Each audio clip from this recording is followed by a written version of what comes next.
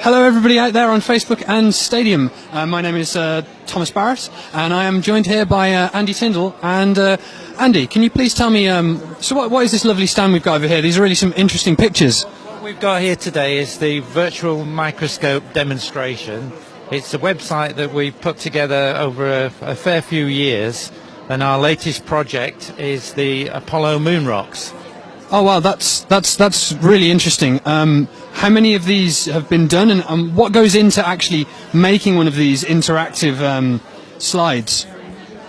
The first step is to make a thin section of the rock, which is a matter of mounting a 30 micron thin sliver of moon rock on a glass slide. That sounds tricky.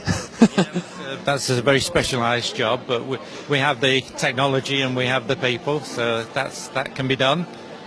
But then after that, lots and lots of photography, hundreds, sometimes thousands of photographs of one individual sample will be used to create material to build a single virtual microscope.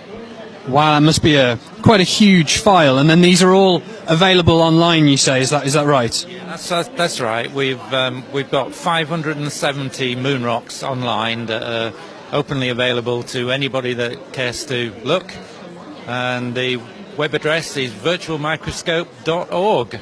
Perfect, I was going to ask for that. So thank you very much. This looks really interesting. One last quick question. Which is your favourite one that you worked on? 14053. That's an Apollo 14 basalt. It's just gorgeous. So there you are. Look for that one. That's the best one, apparently. So we're going to move off to another stand. Please stay with us. And remember to tweet at OU Moon Night.